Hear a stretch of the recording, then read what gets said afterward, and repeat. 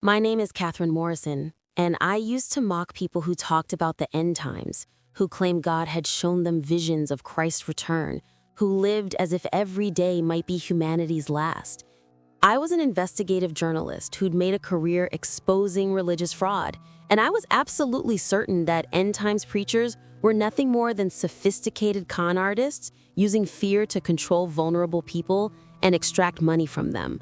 I'd written a best-selling book called Apocalypse Never: How End Times Fear Destroys Lives.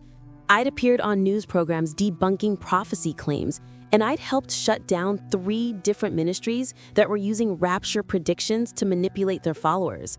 I believe that time stretched forward indefinitely into an unknowable future, that human history had no predetermined endpoint, and that anyone claiming to know how the world would end was either psychologically disturbed or deliberately deceptive. Then I died during what should have been routine gallbladder surgery, and in those 18 minutes my heart wasn't beating. I was taken to the end of time itself and shown things that shattered every assumption I'd built my career on. I didn't just see visions or have impressions or experience vague symbolic imagery. I was actually there, standing at the culmination of human history, witnessing the final moments of the world as we know it and the birth of something so magnificent that calling it heaven feels like calling the sun a nightlight. What I saw changed everything about how I understand reality, purpose, and what it means to be alive right now in this specific moment before the end. I came back with knowledge that terrifies me and inspires me in equal measure, because I've seen where all of this is going, and I understand now why every single day matters more than we can possibly imagine, why every choice we make is preparing us for something we can't yet comprehend, why the skepticism I've been promoting was the most dangerous lie I could have told. The end is coming, and it's nothing like what I thought it would be, nothing like what most people imagine, and absolutely everything the Bible has been warning about for 2,000 years. The surgery was supposed to be simple, a laparoscopic procedure that thousands of people have every year without complications. I'd been having gallbladder attacks for months, finally agreed to have it removed, checked into the hospital on a Tuesday morning expecting to be home by dinner. The surgeon was experienced, the hospital was excellent, and I had no underlying conditions that would make the surgery risky.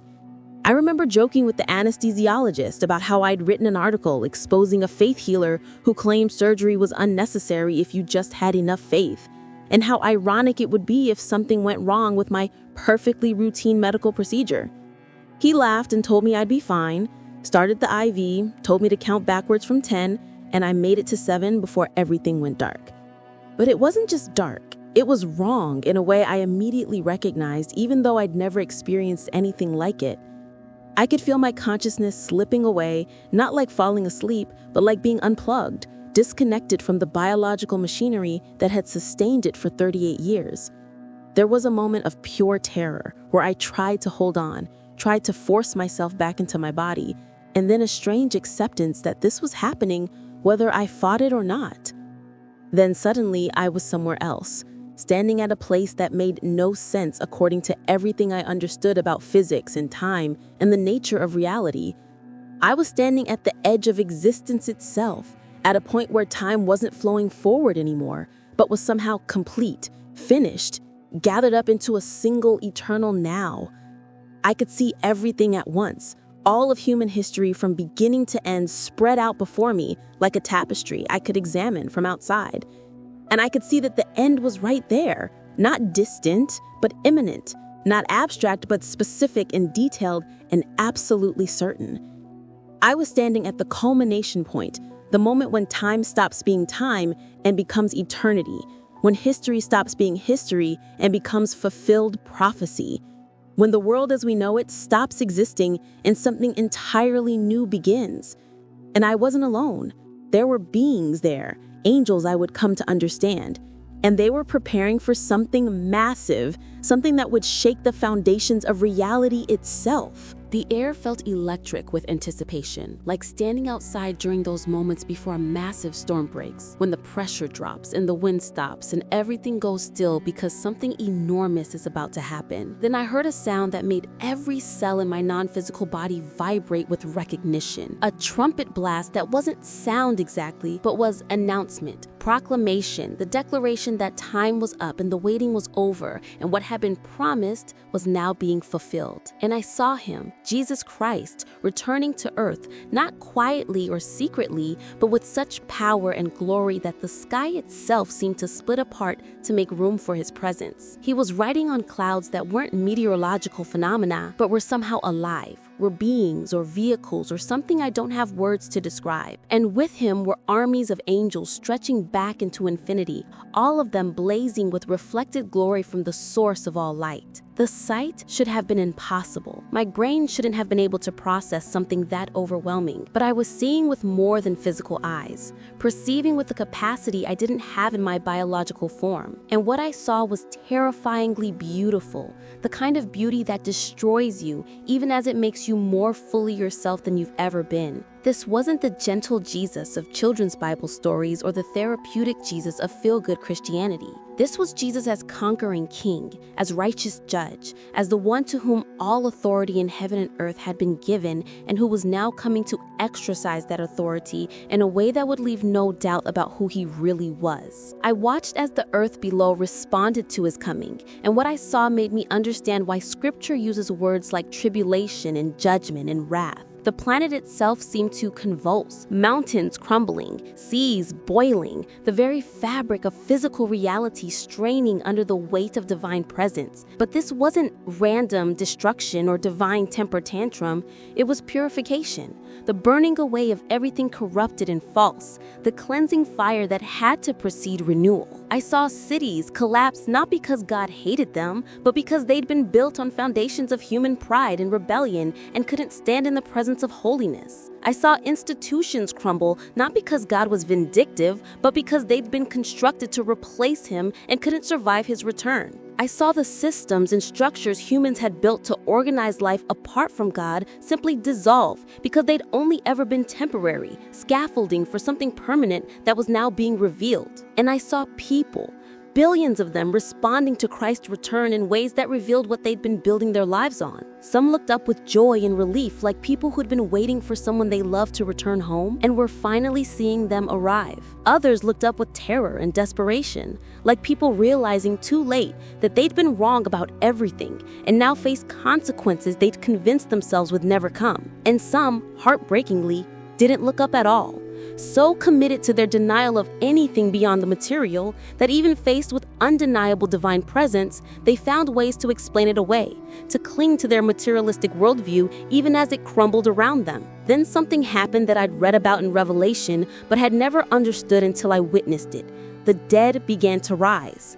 Not like zombies in horror movies, but like people waking from sleep, emerging from graves and oceans and cremation urns, their bodies reconstituted in an instant, made new and incorruptible and fitted for eternity. I watched as people who'd been dead for centuries materialized in the air, their bodies transformed into something that was recognizably them, but perfected, freed from the limitations and corruptions that had marked their earthly existence. And I understood that this was the resurrection, the promise that had sustained martyrs and comforted the grieving and given hope to the dying for 2,000 years, now being fulfilled in a display of power that proved death had been defeated, that the grave had lost its sting, that what seemed like the end had only ever been a pause. I saw Christians who died faithfully, some in their beds, surrounded by family, and some in arenas, torn apart by lions, and some in prison camps, tortured for their faith, and some in car accidents, and some in hospital beds, and some in terrorist attacks, all of them rising with bodies that bore no marks of how they died, but instead radiated the glory of having overcome. They rose into the air to meet Jesus.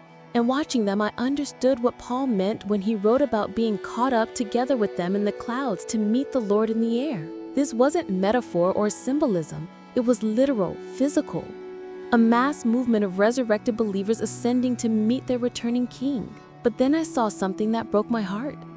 Something that made me understand why I was being shown all of this.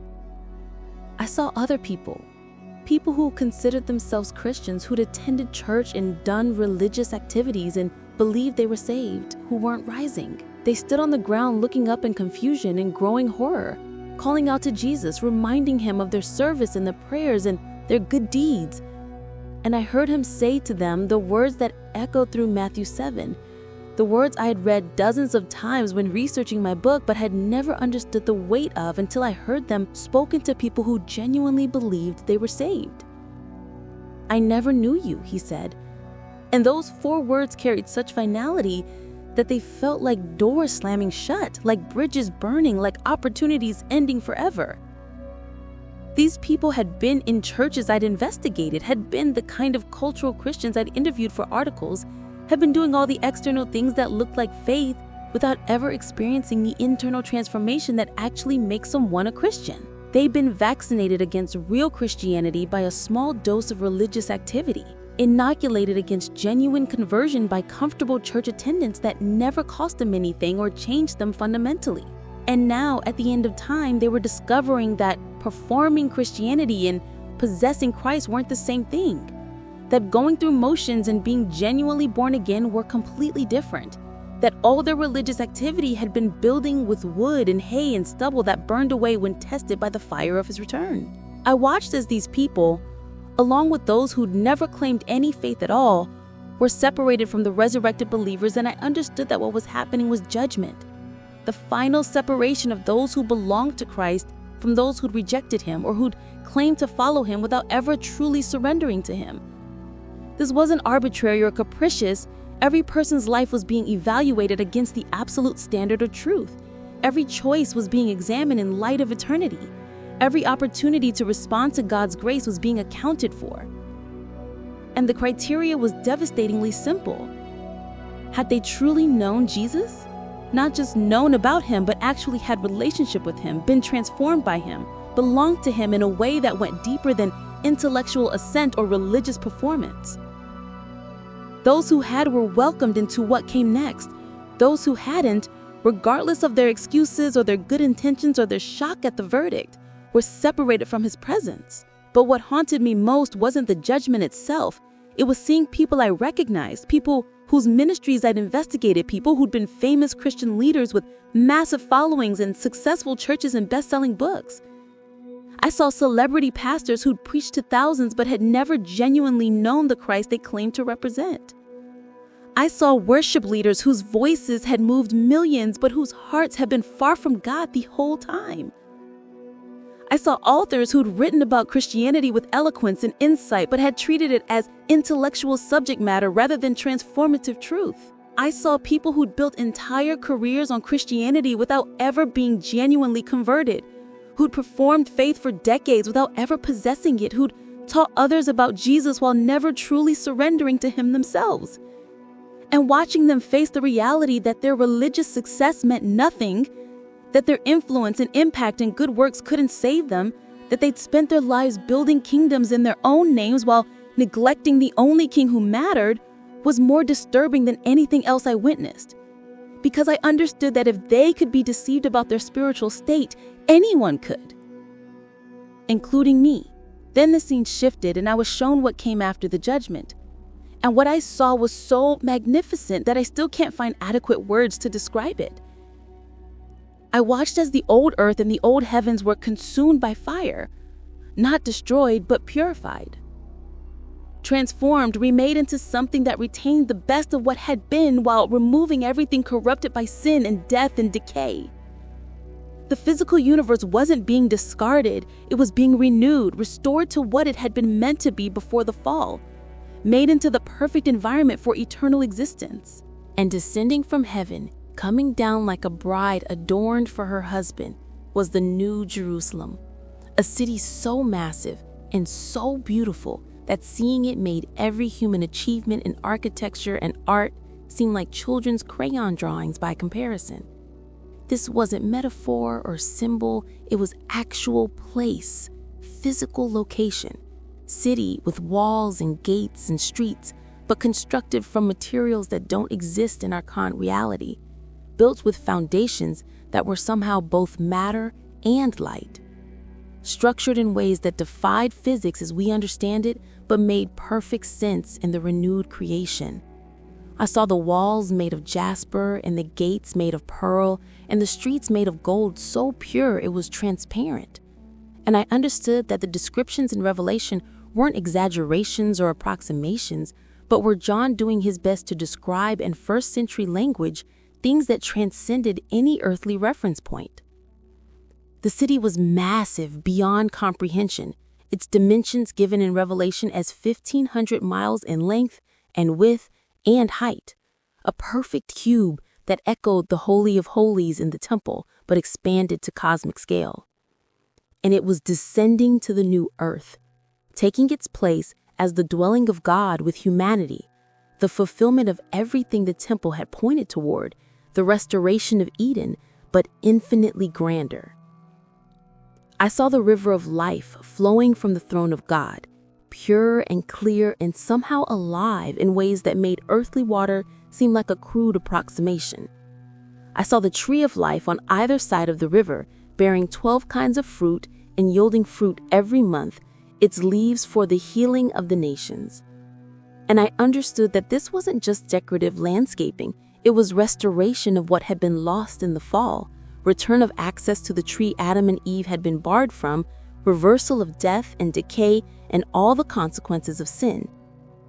But what overwhelmed me most wasn't the beauty or the grandeur or the impossibility of the architecture, it was the presence of God Himself dwelling among His people without barrier or separation or mediation.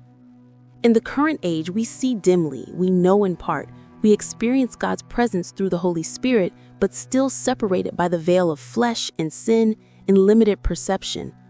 But in the new creation, that veil was gone, removed permanently, and the glory of God that had been too intense for Moses to look upon directly was now the light source for the entire city, the sun and moon rendered unnecessary by the radiance of divine presence. I saw people walking in that light, and they weren't shielding their eyes or being consumed by holiness. They were living in it, moving through it, their own transformed bodies somehow capable of withstanding and reflecting the glory that would have destroyed them in their earthly forms. And they were worshiping, not as duty or obligation, but as the natural response of beings who were finally experiencing the reality they'd been created for, who were living in the presence of infinite beauty and goodness and truth, and could do nothing but respond with adoration. Then I was shown something that changed everything about how I understood my purpose for being alive right now in this moment of history. I was shown that what happens between now and the end of time, these years or decades or however long remains before Christ returns, isn't just marking time or waiting for the real story to begin. This period we're living in is the most critical phase of human history because it's the time when eternal destinies are being determined, when people are making choices that will echo through eternity, when the body of Christ is being completed and prepared for what's coming. I saw that every person alive right now is living in the most important moment they'll ever experience because they're living in the last age, the final dispensation, the period between Christ's first coming and His return, when the gospel is being preached to all nations and people are being given opportunity to respond. And I saw that the urgency I'd been mocking, the intensity with which some Christians lived as if time was short, wasn't paranoia or manipulation. It was appropriate response to the reality that time is short, that Christ is returning, that the window for people to choose is closing. I was shown that my skepticism, my career of debunking end times teaching, my mockery of people who lived with eternal perspective had been worse than just being wrong. It had been actively harmful, lulling people into complacency about the most important reality they'd ever face. I'd been telling people they had all the time in the world when they had no guarantee of even making it through the day. I'd been assuring them that end times teaching was fear-mongering when it was actually the most loving warning they could receive. I'd been promoting the lie that we should focus on the here and now and not worry about the future, when the future was racing toward us at the speed of time itself, when every day that passed was one day closer to the end, when the signs Jesus described were multiplying around us, but most people were too distracted or too skeptical to notice. Then I was shown something even more disturbing. I was shown that I had been part of a larger pattern of deception, a systematic effort to make end times teaching seem ridiculous so that people would ignore the warnings and live as if time stretched forward indefinitely. I saw that this wasn't just my individual skepticism, but was part of a spiritual war, that there were forces working to keep people asleep, to maintain their focus on temporary things, to prevent them from recognizing that they were living in the last days and needed to prepare.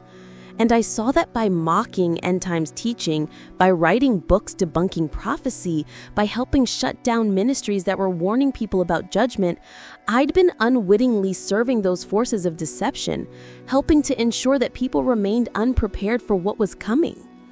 The weight of that realization was crushing, understanding that my career had been spent on the wrong side of the most important issue in human history, that my influence had potentially contributed to people's eternal separation from God because I'd convinced them not to take warnings seriously. I felt myself being pulled back, away from the end of time and toward the present, back into the operating room where my body lay on the table with surgeons working frantically to restart my heart. But before I left, I was given one final instruction that has shaped every moment of my life since. "You're going back," a voice said, and I understood it was Jesus himself speaking, though I couldn't see him anymore. "You're going back because there are people who need to hear what you've seen, who need to know that the end is real and coming soon, and they must be ready. You spent years convincing people that end times teaching was manipulation and fear-mongering. Now you must spend however long I give you warning them that it's truth and the most loving message they could hear. Tell them that I'm returning, that the signs are multiplying, that time is shorter than they think. Tell them that being ready isn't about knowing the date or the hour, it's about knowing me, genuinely knowing me, having a relationship with me that has transformed them and prepared them for eternity. Tell them that all their success and influence and accomplishments in this life will mean nothing if they're not ready for what's coming. That building earthly kingdoms while neglecting my eternal kingdom is the most catastrophic miscalculation they could make." And Catherine, the voice continued, "Tell them that skepticism isn't sophistication, it's vulnerability. Tell them that mocking end times teaching doesn't make them intellectually superior, it makes them dangerously unprepared. Tell them that the signs I described are all around them if they just open their eyes, that the birth pangs are increasing in frequency and intensity, that we're closer to the end than any generation has ever been. Tell them to watch, to be ready, to live as if every day might be their last, because for some of them it will be, and for all of them my return will come at an hour they don't expect." I woke up gasping in the recovery room with doctors surrounding me, their faces showing the relief of people who'd pulled someone back from the edge. "You were gone for 18 minutes, one of them said. "We couldn't get your heart started. We tried everything and were about to call it when suddenly you came back. We don't know why." I knew why. I'd been given something to do, a message to deliver, a warning to sound, and I couldn't do any of that if I was dead. The first thing I did when I was stable enough to think clearly was call my publisher and tell them to stop printing my book debunking end times teaching. They thought I'd lost my mind, threatened to sue me for breach of contract, told me I was destroying my career and my credibility. I didn't care because I'd seen the end of time and understood that my career and credibility were temporary and meaningless compared to eternal realities. The book that had made me famous was now something I couldn't let continue spreading its dangerous message. The second thing I did was start writing everything I'd seen, every detail I could remember about the end of time and Christ's return and the judgment and the new creation. I wrote frantically, desperately, knowing that memory fades and wanting to capture as much as possible before the vividness of the vision began to dim. I published it first as a blog post, then as a series of articles, eventually as a book that got picked up by a Christian publisher who specialized in prophecy and eschatology. My former colleagues in journalism thought I'd had a psychotic break or been damaged by oxygen deprivation. My atheist friends staged an intervention to try to talk me out of my delusion. But I'd seen what I'd seen, and no amount of skepticism from others could make me unsee it or doubt its reality. The third thing I did was start speaking anywhere that would have me about the return of Christ, about the urgency of being ready, about the reality that time is short and judgment is coming, and people need to examine whether they're truly prepared. I spoke at churches where my testimony aligned with what they'd been teaching, and I saw people weeping as they recognized truth they'd always believed but had never heard described with such specificity and urgency. I spoke at secular venues where people came out of curiosity about the skeptic turned believer, and I saw some of them leave angry at what they considered weakness and delusion. But others stayed afterward to ask questions, to admit their own doubts about materialism, to confess that my story resonated with something they'd been sensing but couldn't articulate. 5 years later, my life is completely transformed in ways I never could have imagined. I live on a fraction of the income I used to make, work out of a small apartment instead of the nice house I used to own, and have lost most of the professional relationships that defined my identity as a journalist. But I've gained something infinitely more valuable. I've gained certainty about where history is going and urgency about preparing people for it.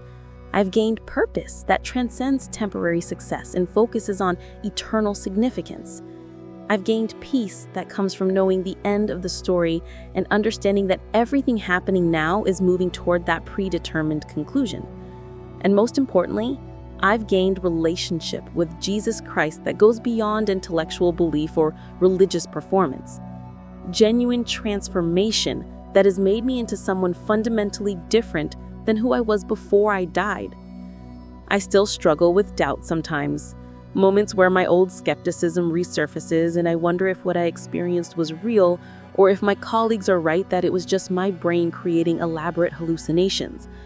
But then I remember the absolute reality of standing at the end of time, the undeniable clarity of seeing Christ return, the specific details that matched biblical prophecy I'd barely been familiar with, and I know that what I witnessed was more real than anything I've experienced in my physical life. The most important thing I learned from being taken to the end of time is this: we're not just living random days in an indefinite future. We're living in the last days, the final chapter, the conclusion of the story that's been unfolding since creation. Every day that passes brings us closer to Christ's return. Every fulfilled prophecy confirms we're approaching the end. Every sign Jesus described is manifesting with increasing frequency and intensity. The birth pains are accelerating, the labor pains are intensifying, and the delivery is imminent. And the question that will determine everything isn't whether you believe the end is coming. The end is coming regardless of what you believe. The question is whether you're ready for it, whether you've truly surrendered to Christ and been transformed by Him, whether your faith is genuine and deep enough to withstand the testing that comes when He returns. Because I saw that many people who think they're ready aren't. That many who've spent years in church and done all the external things that look like Christianity have never experienced the internal transformation that actually makes someone a Christian. And when Christ returns, when time ends and eternity begins, there will be no second chances, no do-overs, no opportunity to reconsider. The choices we make now determine our eternal destiny. The relationship we build with Christ now determines whether we're welcomed or rejected then. The transformation we experience now prepares us for the reality we'll face at the end of time. I also learned that the new creation, the eternity that follows judgment, is so magnificent and so far beyond anything we can imagine that all the suffering and difficulty and trials of this present age will seem like momentary light affliction compared to the eternal weight of glory that awaits those who endure. Paul wrote that the sufferings of this present time are not worth comparing with the glory that will be revealed to us. And I thought that was exaggeration or poetic language until I saw the New Jerusalem, saw the restored creation, saw what eternal life in the presence of God actually looks like. It's not harps and clouds and boring perfection. It's adventure and discovery and relationship and purpose and joy at levels we can't currently experience because we're limited by these corrupted bodies and this fallen world. It's everything good about this life magnified infinitely and stripped of everything that causes pain and loss and death. It's what we were created for, what we've been longing for without fully understanding what we were longing for, what every earthly pleasure and beauty and relationship has been pointing toward as inadequate copies of the ultimate reality. My name is Catherine Morrison, and I was taken to the end of time in my near-death experience. What I saw there destroyed my skepticism and gave me a mission to warn everyone I can reach that time is short, Christ is returning, and being ready is the only thing that ultimately matters. Everything we're doing now, every choice we're making, every priority we're setting is preparing us for what comes when time ends. The question isn't whether you'll face that moment. You will, either when you die or when Christ returns, whichever comes first. The question is whether you'll be ready, whether your name is written in the Lamb's Book of Life, whether you've truly surrendered to Christ and been transformed by Him. I spent years convincing people not to worry about the end times, telling them it was fear-mongering and manipulation, assuring them they had plenty of time to deal with spiritual matters later. I was catastrophically wrong, and I'm spending whatever time I have left trying to undo the damage I caused, warning people that later might not come, that time is shorter than they think, that the urgency they feel about eternal matters isn't paranoia, but appropriate response to reality. Comment below honestly. Do you ever think about the end of time and Christ's return? Or have you been living as if you have unlimited time to prepare? Because I've seen the end, and I can tell you with absolute certainty that time is running out faster than anyone realizes. The question is whether you'll be ready when it arrives, whether you've used your time to prepare for eternity or wasted it on temporary things that will burn away when tested by the fire of His return. The end is coming. I've seen it. The only question is whether you'll be ready.